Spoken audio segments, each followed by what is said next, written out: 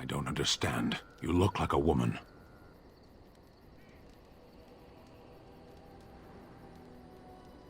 Flirting. I don't know this word. Speak the common tongue.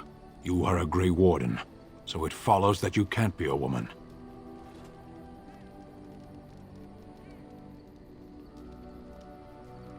Women are priests, artisans, shopkeepers, or farmers. They don't fight.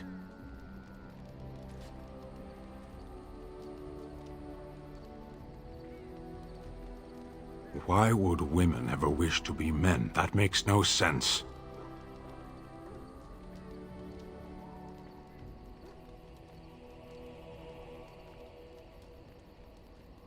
Exactly.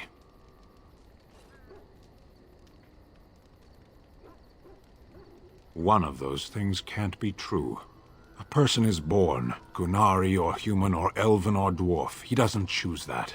The size of his hands, whether he is clever or foolish, the land he comes from, the color of his hair, these are beyond his control. We do not choose, we simply are. Can they? We'll see.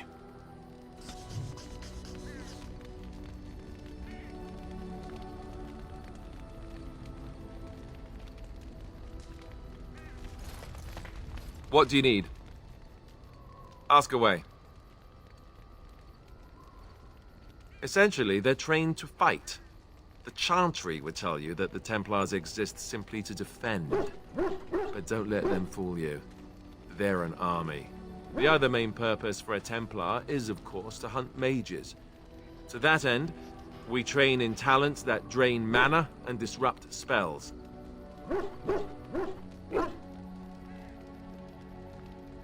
Perhaps, but there usually isn't much of an opportunity. The Chantry keeps a close rein on its Templars. We are given lyrium to help develop our magical talents, you see. Which means we become addicted. And since the Chantry controls the lyrium trade with the dwarves, well, I'm sure you can put two and two together. Thankfully, no. You only start receiving lyrium once you've taken your vows. You don't need lyrium in order to learn the Templar talents. Lyrium just makes Templars' talents more effective. Or so I was told. Maybe it doesn't even do that. The Chantry usually doesn't let their Templars get away either, so they can spread their secrets. I'm a bit of an exception. Lucky me.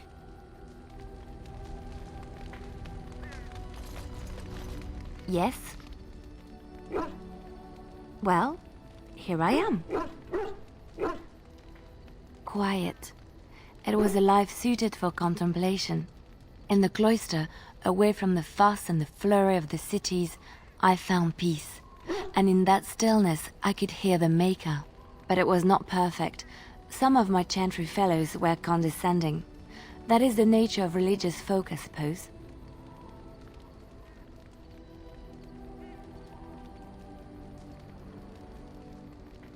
When I talked about my beliefs, that the Maker reveals himself in the beauty of his world, they treated me with disdain.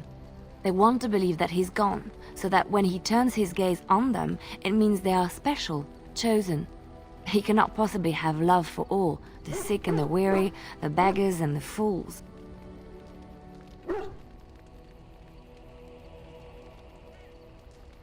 Thank you. Maybe I am wrong. But it is the Maker's place to decide if I am worthy, not men, not the Chantry. But there is work to be done, and I have talked enough for now.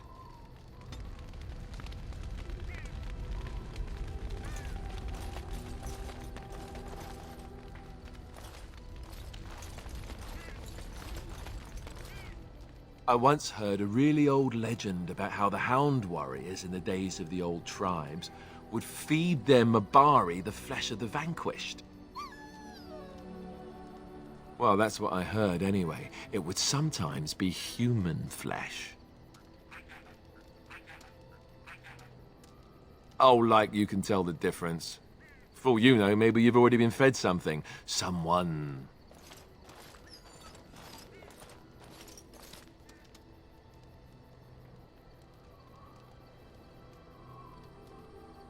It's not cannibalism if he's eating it, you know.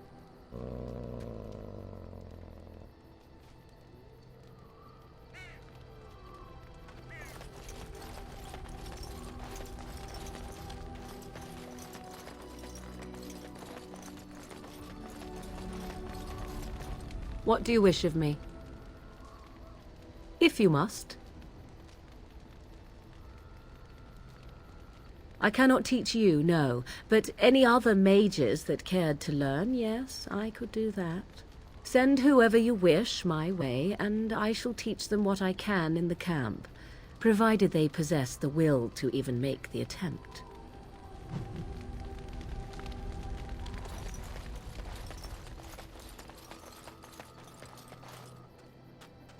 You and your friends are formidable folk, indeed. It's good to have you along on the...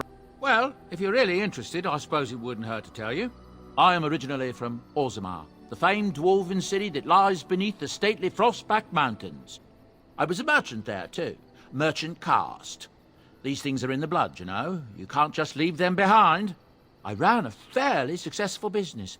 Rare artifacts, you know. Old things, grand things. The nobles loved them. Reminded them of the lost glory days, I suppose. Our kingdoms once spanned the length of Thados, from majestic Orzammar to Kalsharok to glittering Darmalin far to the west. They say the gold and silver veins ran so thick through the stone of Darmalin that the entire city sparkled.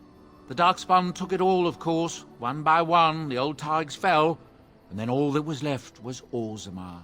But we were talking about how I ended up here, weren't we? One day, a noble woman came to my store. She looked around for a bit and then started shrieking in dismay. Apparently, she believed that a pair of braces I had for sale once belonged to her brother. He'd been lost in a cave-in, you see, while on an expedition to clear out the Darkspawn from one of the tunnels running close to the city. They were made specially for him. They're unique, she shrieked. He stole them from my poor brother's corpse. She had me arrested on the spot, of course. Nobles, they're touchy like that.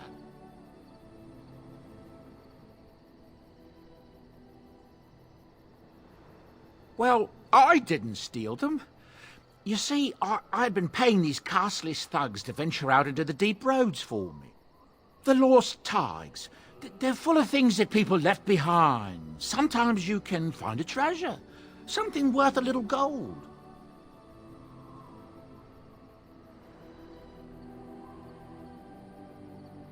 The noblewoman, she wasn't too happy with the theft of her brother's braces. I don't know what they planned for me, and I didn't want to find out. Bribed the guard that was watching me and took off for the surface first opportunity I got. Never looked back.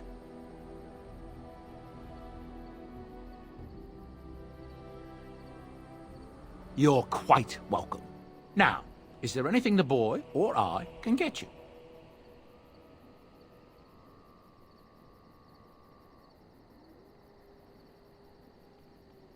Look, we don't rob people, all right? We don't take things from people that need them. The things in the lost tigers, what good did they do lying there? I brought them back to Orzammar, where people could look at them and remember. It's not all that different up here. There are places long abandoned by the humans everywhere. Even more now with the Darkspawn coming. People flee from the Blight with good reason, but they forget things. Things with value and meaning. They leave them behind because they're frightened and desperate. And sometimes, my boy and I, we find our way to these places before the Horde descends, and we save these things. I take them away so the Darkspawn don't get them. Is that so bad? They destroy everything they touch. That's what I tell myself, too. Ah, these are dark times indeed. Dark times, my friend.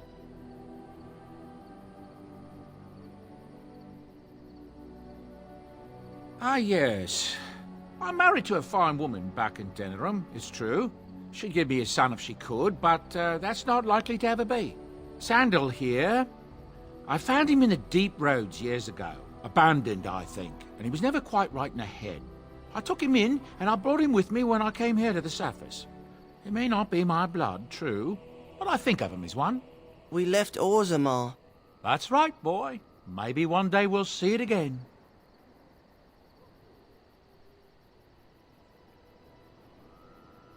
That's how I've always felt. As long as he's happy, so am I. It's not as if I don't benefit, mind you. Turns out the boy's a natural working with enchantments. He might have even been lyrium-addled. I never thought of that before, to be honest. Happens sometimes. He can work an enchantment into just about anything, however, given some time. Could probably open his own shop, if he knew how. Enchantment. Well, he does seem to enjoy it, at least. Of course. Good fortune to you and yours. Goodbye.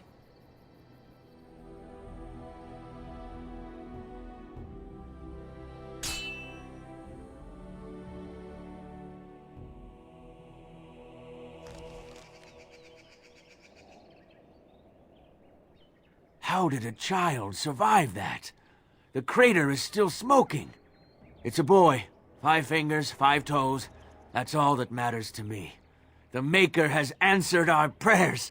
Let's go home, Marta, and raise the Tyke as our own.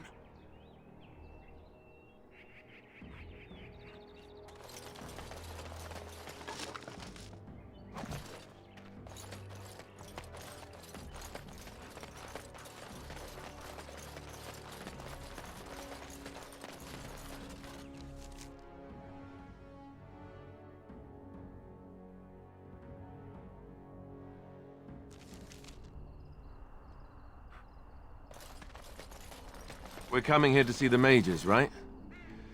Oh, great. They just love me.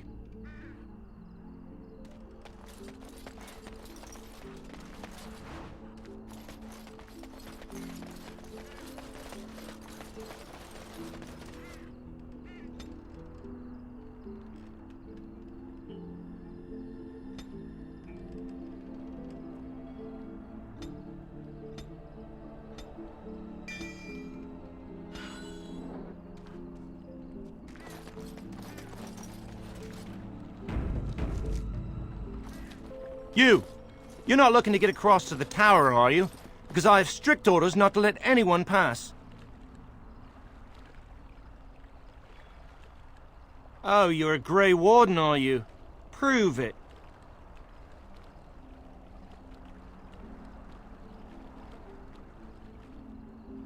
Yes? Oh, a Grey Warden seal. Aha! So you're claiming to be one of those. You know, I have some documents, too. They say I'm the Queen of Antiva. What do you think of that?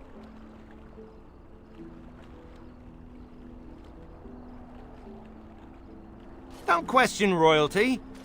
Anyway, it was nice chatting with you. Now, on your way, right now, go.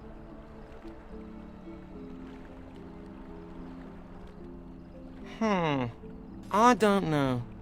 I am feeling a little peckish, though. Parshera, here. Munch on these if you like. Ho! Cookies!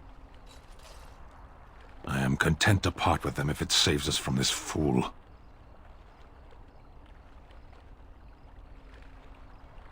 There was a child, a fat, slovenly thing, in the last village we passed. I relieved him of these confections. He didn't need more. For his own good. Yummy. You scratch my back, I'll scratch yours, yes? We can go across now, if you really want. Come along, I suppose.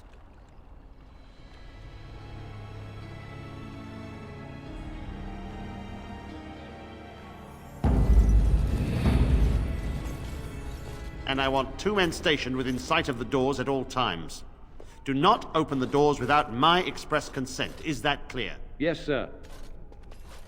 The doors are barred. Are they keeping people out or in? Now we wait and pray. Who are you? I explicitly told Carrol not to bring anyone across the lake. We're dealing with a very delicate situation. You must leave for your own safety.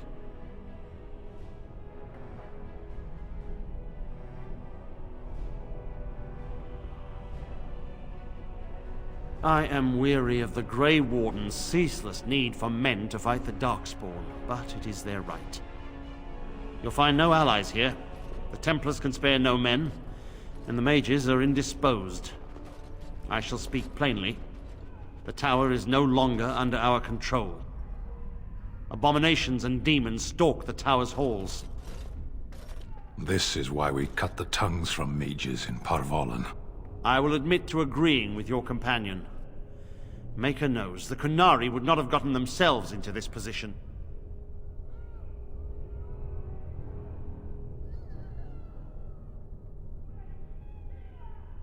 Creatures of the Fade can use mages to enter our world.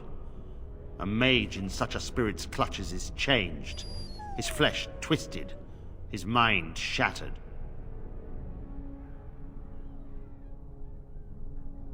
My men did what they could, but it wasn't enough. They took us by surprise. We were prepared for 1 or 2 abominations, not the horde that fell upon us. It is our duty as Templars to watch the Circle Tower. We will stand guard to make sure nothing leaves. Nothing. I will destroy the tower, raze it to the ground. But I cannot risk more of my men. The doors remain shut, and they will protect us for now. No. And perhaps the Maker smiles on us. We do not mean for the doors to stay closed forever. Everything in the tower must be eliminated. I have sent word to Denerim, calling for reinforcements and the right of annulment. The mages are probably already dead. Any abominations remaining in there must be dealt with, no matter what. This situation is dire. There is no alternative. Everything in the tower must be destroyed so it can be made safe again.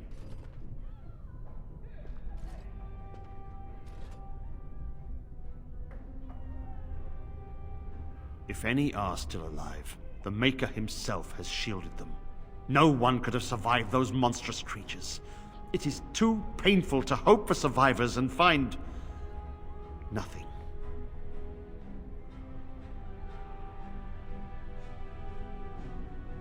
I assure you, an abomination is a force to be reckoned with, and you will face more than one.